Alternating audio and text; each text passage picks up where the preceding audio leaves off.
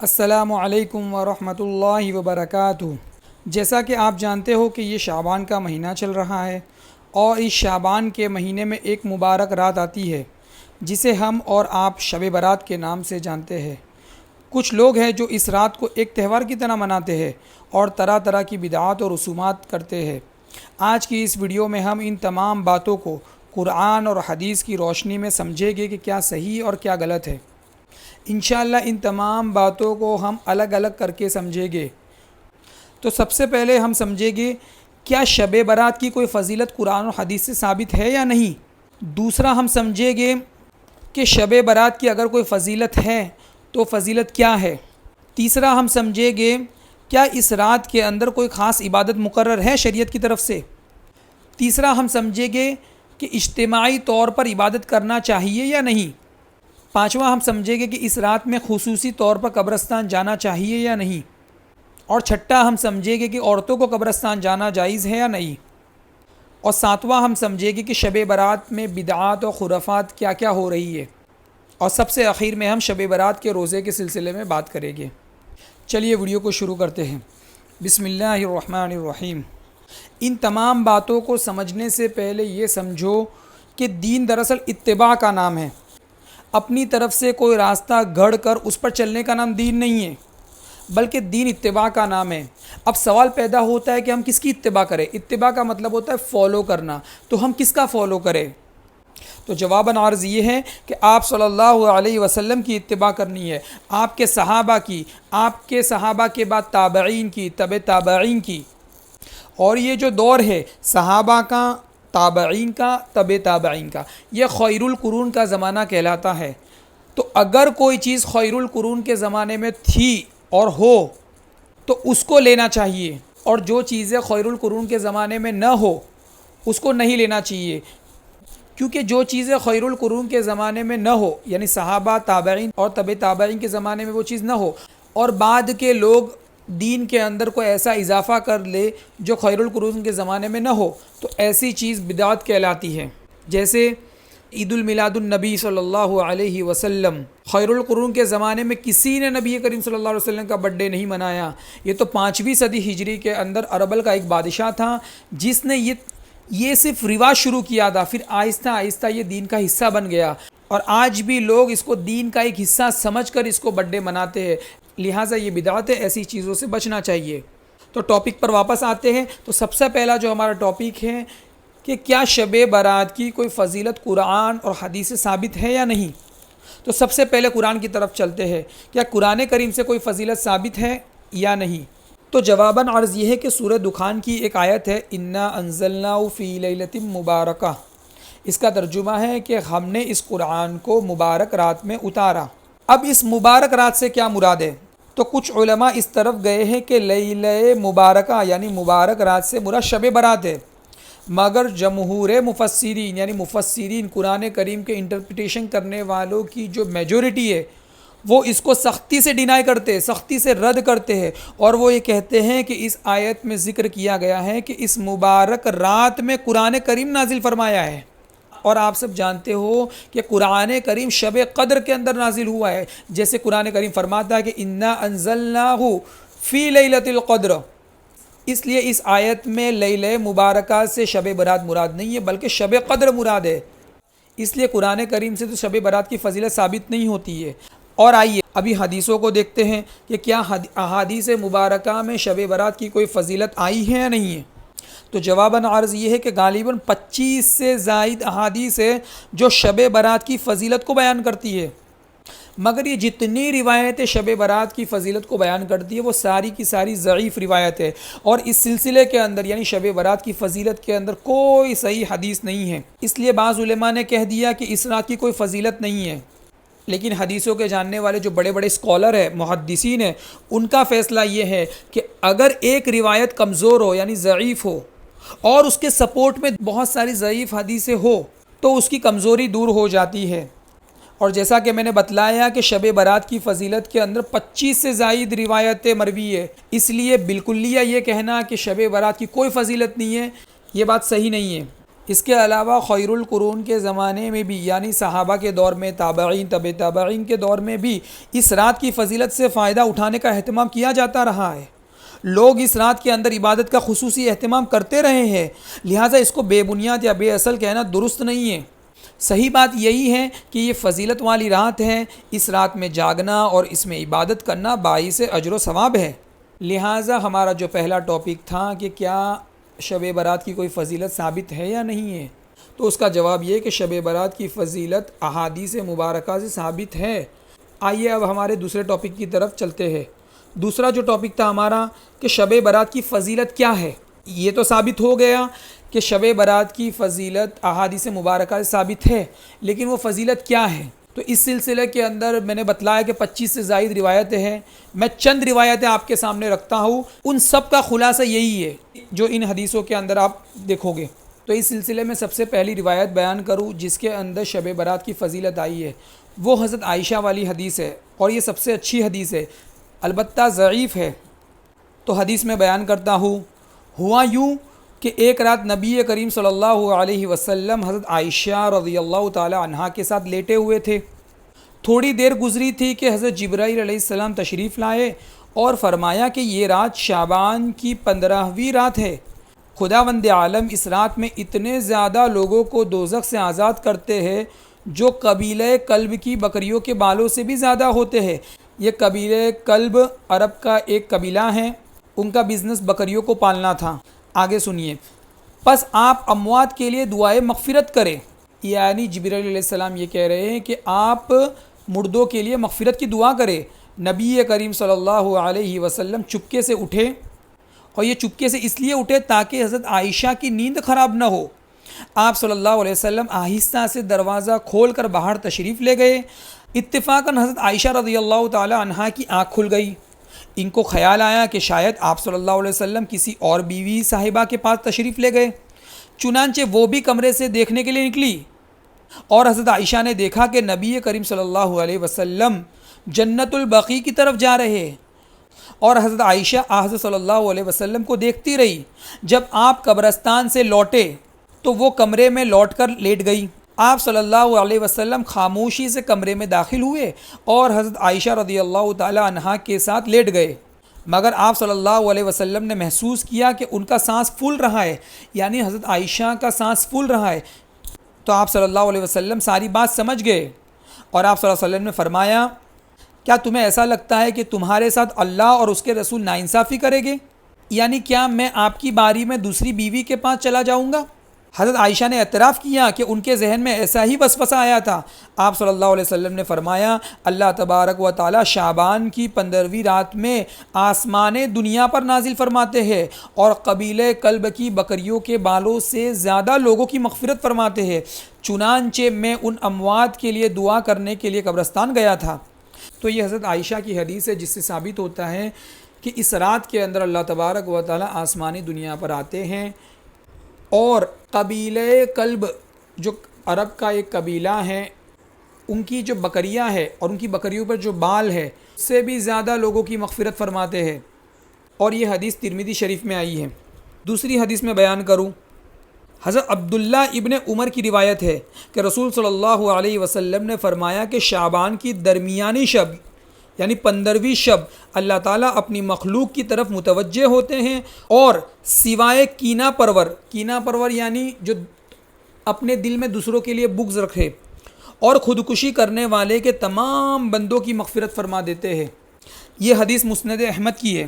تیسری حدیث حضرت معاذ ابن جبل رضی اللہ تعالی عنہ کی روایت ہے کہ رسول صلی اللہ علیہ وسلم نے ارشاد فرمایا کہ اللہ تعالیٰ شعبان کی درمیانی رات میں اپنی مخلوق کی طرف خصوصی توجہ فرماتے ہیں اور سوائے مشرک اور کینہ پرور کے سب کی مغفرت فرما دیتے ہیں۔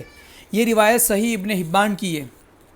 اور اس سلسلے کی چوتھی حدیث، رسول اللہ صلی اللہ علیہ وسلم نے فرمایا کہ جب شعبان کی درمیانی شب ہو تو اس کی رات میں عبادت کرو اور دن میں روزہ رکھو، کیونکہ اللہ تعالیٰ اس رات میں آسمان دنیا پر نازل ہوتے ہیں اور فرماتے ہیں کہ کوئی ہے مغفرت مانگنے والا کہ میں اس کی مغفرت کروں، کوئی ہے رزق مانگنے والا کہ میں اس کو رزق دوں، کوئی ہے مصیبت زدہ کہ میں اس کو عافیت دوں۔ اسی طرح پکارتے ہیں حتیٰ کہ صبح ہو جاتی ہے۔ یہ حدیث ابن ماجہ کی ہے۔ اسی طریقے سے دوسری ضعیف احادیث میں یہ بھی آیا ہے کہ اللہ تعالیٰ اس رات میں ہر شخص کی مغفرت فرما دیتے ہیں، لیکن 6 لوگوں کی مغفرت نہیں فرماتے ہیں۔ وہ 6 لوگ کون ہیں؟ نمبر 1 مشرک، اللہ تبارک و تعالیٰ مشرک کی مغفرت نہیں فرماتے ہیں۔ دوسرے کینہ پرور، جو اپنے دل میں دوسروں کے لیے بغض رکھتا ہے۔ نمبر 3 رشتہ توڑنے والے کی اللہ تعالیٰ مغفرت نہیں فرماتے ہیں۔ نمبر 4 ازار ٹخنوں سے نیچے لٹکانے والوں کی بھی اللہ تبارک و تعالیٰ مغفرت نہیں فرماتے ہیں۔ نمبر 5 ماں باپ کی نافرمانی کرنے والے کی بھی مغفرت نہیں فرماتے ہیں۔ نمبر 6 شراب کے جو عادی ہوتے ہیں ان کی بھی مغفرت نہیں فرماتے ہیں۔ اور یہ حدیث سنن بیہقی کی ہے۔ اور یہ میں نے جتنی بھی احادیث مبارکہ بیان فرمائی یہ ساری کی ساری ضعیف روایتیں ہیں، لیکن میں نے بتلایا کہ محدثین کا فیصلہ ہے کہ اگر ایک روایت ضعیف ہو اور اس کے سپورٹ کے اندر بہت ساری ضعیف روایتیں ہو تو ان روایات کی کمزوری دور ہو جاتی ہے اور اس کے اندر حسن پیدا ہو جاتا ہے۔ تو یہ جتنی بھی روایتیں ہیں ان سب کا خلاصہ یہ ہے کہ یہ فضیلت والی رات ہے، اور اس رات کے اندر اللہ تبارک و تعالی آسمانی دنیانی یعنی پہلے آسمان پر آتے ہیں، اور جو بھی اللہ تبارک و تعالی سے مانگتا ہے اللہ تبارک و تعالی اس کو عطا کرتے ہیں اور اس کے گناہوں کی مغفرت فرماتے ہیں۔ اور آگے چلتے ہیں ہمارے تیسرے ٹاپک کی طرف۔ تیسرا جو ٹاپک تھا کہ کیا شب برات میں کوئی خاص عبادت مقرر ہے شریعت کی طرف سے، تو اس سلسلے میں جاننا چاہیے کہ اس رات میں عبادت کا کوئی خاص طریقہ مقرر نہیں ہے کہ اسی طریقے سے عبادت کرنی چاہیے۔ جیسے کہ کچھ لوگوں نے اپنی طرف سے ایک عبادت کا خاص طریقہ مقرر کر لیا ہے، گھڑ لیا ہے۔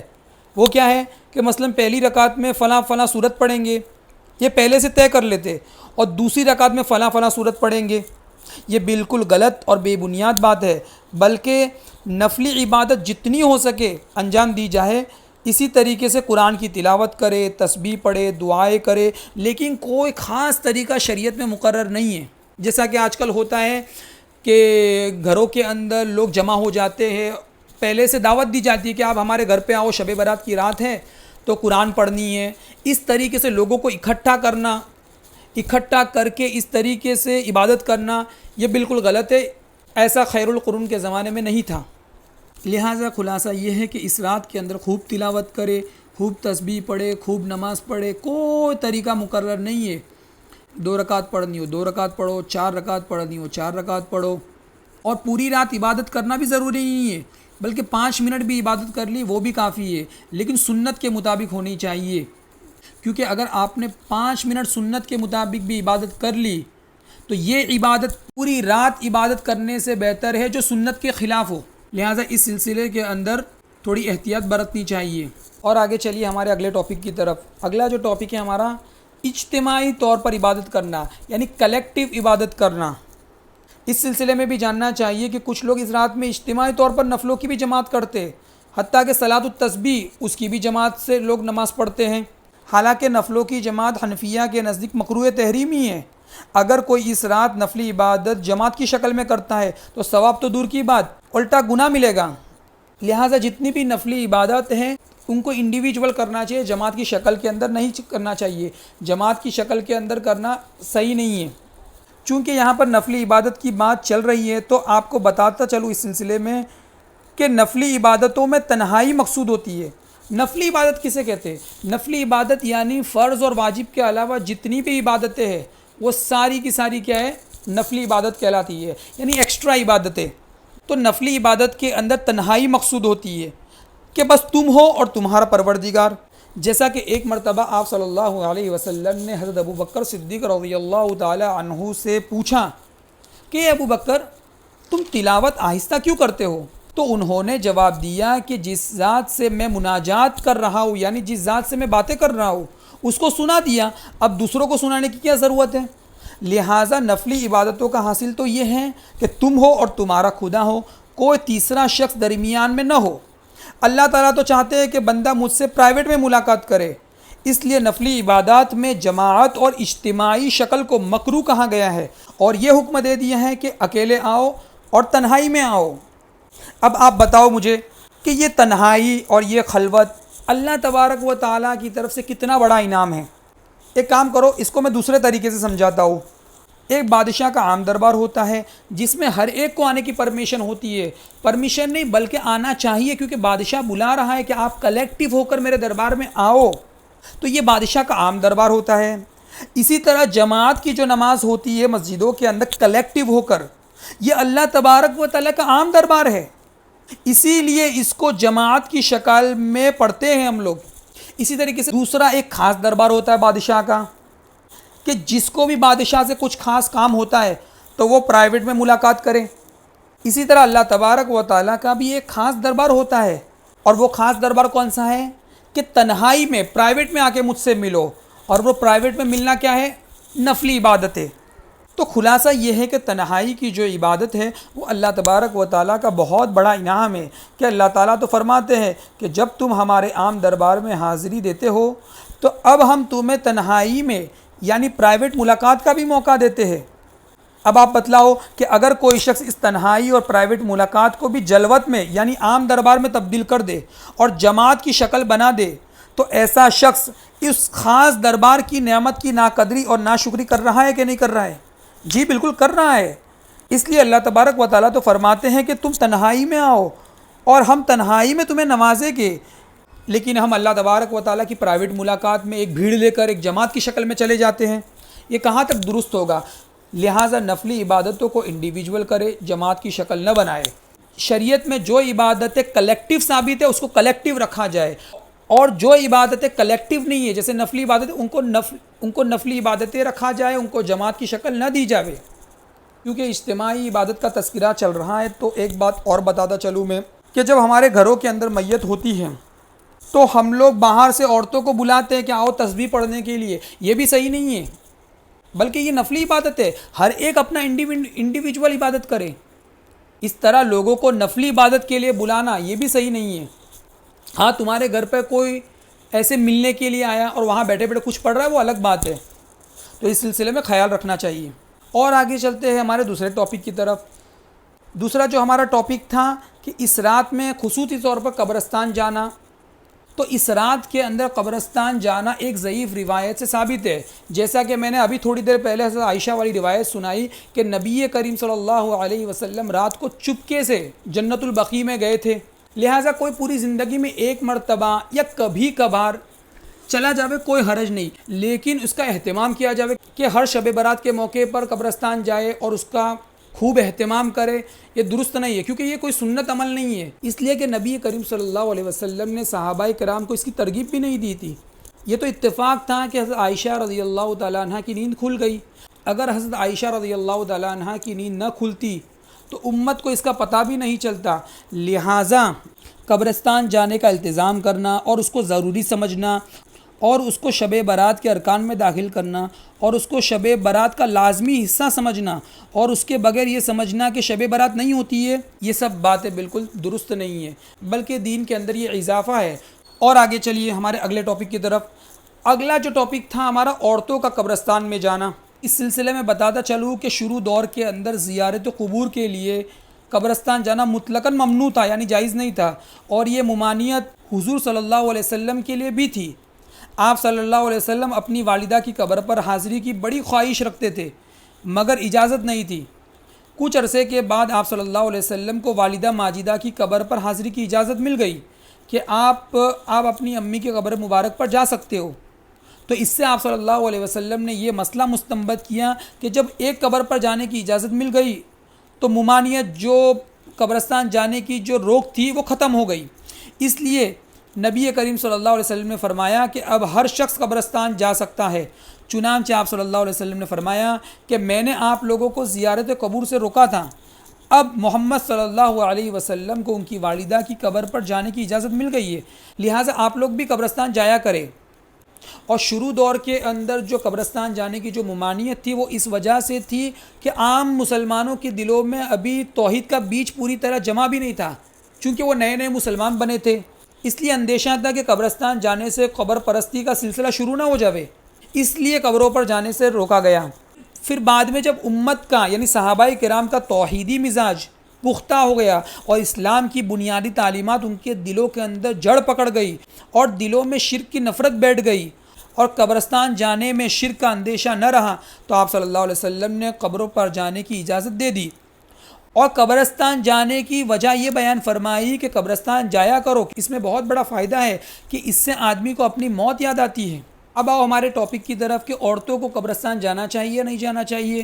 تو ترمذی شریف میں حضرت ابو ہریرہ رضی اللہ تعالیٰ عنہ کی روایت ہے، وہ فرماتے ہیں کہ رسول صلی اللہ علیہ وسلم نے لعنت فرمائی ہے قبروں کی زیارت کرنے والی عورتوں کے۔ لہٰذا یہ تو کتنی سخت حدیث ہے کہ رسول صلی اللہ علیہ وسلم نے جو عورتیں قبرستان کی زیارت کرتی ہیں ان کے اوپر لعنت فرمائی ہے۔ اب سوال پیدا ہوتا ہے کہ یہ حدیث پہلے کی ہے یا بعد کی ہے؟ پہلے کی مطلب کہ جس وقت قبرستان میں جانے کی اجازت نہیں تھی اس وقت کی ہے، یا اس وقت کی ہے جب پرمیشن مل گئی قبرستان جانے کی اس کے بعد کی ہے؟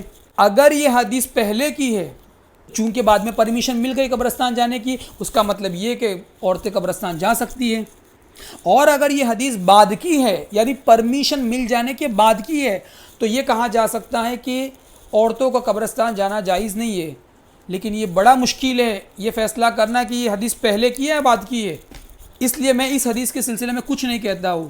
ایک دوسری روایت ہے حضرت عائشہ رضی اللہ تعالیٰ عنہا کی جو ترمذی شریف کے اندر ہی ہے کہ حضرت عائشہ رضی اللہ تعالیٰ عنہا کے ایک بھائی ہیں عبد الرحمن ابن ابی بکر، وہ مکہ کے قریب ایک گاؤں تھا حبشی، وہاں پر رہتے تھے۔ وہاں پر ان کا انتقال ہو گیا اور ان کے جنازے کو مکہ میں لا کر دفنایا گیا، اور اس وقت حضرت عائشہ مدینہ میں تھی۔ جب حضرت عائشہ رضی اللہ تعالی عنہا حج یا عمرے کے موقع پر مکہ آتی ہیں تو اپنے بھائی کی قبر مبارک پر جاتی ہے اور وہاں جا کر دو باتیں کہتی ہیں۔ ایک یہ کہ اگر آپ کے انتقال کے وقت میں موجود ہوتی تو آپ کو وہی دفن کرا دیتی، یعنی حبشی گاؤں کے اندر ہی دفن کرا دیتی جہاں آپ کا انتقال ہوا تھا۔ اور دوسری بات یہ کہی کہ اگر میں انتقال کے وقت موجود ہوتی یعنی حبشی گاؤں میں ہوتی تو آپ کی قبر پر نہ آتی۔ حضرت عائشہ قبرستان گئی بھی ہیں اور یہ بھی کہہ رہی ہے کہ اگر میں موجود ہوتی تو آپ کے قبر مبارک پر نہ آتی۔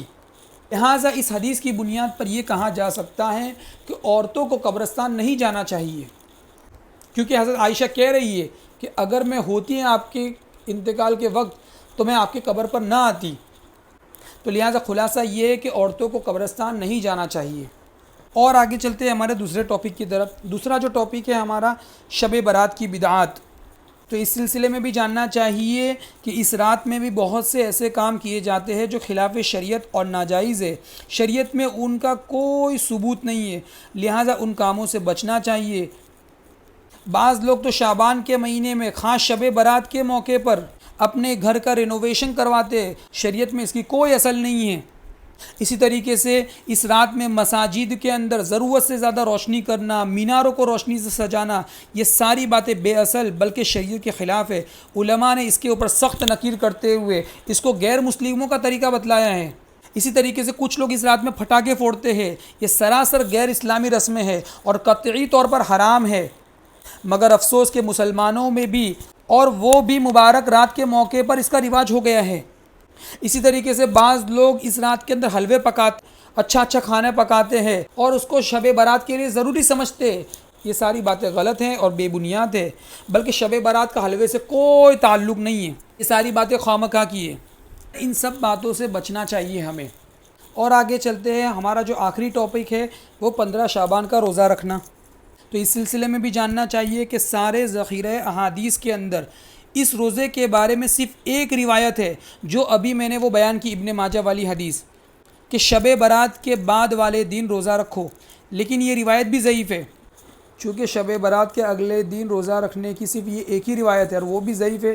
اس بنا پر اس کو فرض، واجب یا سنت کہنا درست نہیں ہے، زیادہ سے زیادہ مستحب کہہ سکتے ہو۔ تو اگر آپ روزہ رکھنا چاہے تو رکھے، اور جو لوگ روزہ نہیں رکھتے ان کو ملامت نہیں کرنی چاہیے۔ امید کرتا ہوں کہ آپ کو یہ ویڈیو پسند آئی ہوگی۔ اگر آپ کے پاس کوئی ٹاپک ہے اور آپ چاہتے ہو کہ میں اس پر کوئی ویڈیو بناؤں تو مجھے نیچے کامنٹ میں لکھ کر بتاؤ۔ اور آپ سب کو بتاتا چلوں کہ رمضان المبارک کے اندر میں تفسیر کا سلسلہ شروع کر رہا ہوں، تو آپ مجھ سے جڑے رہیے۔ ویڈیو پسند آئی ہو تو سبسکرائب ضرور کریے گا۔ السلام علیکم۔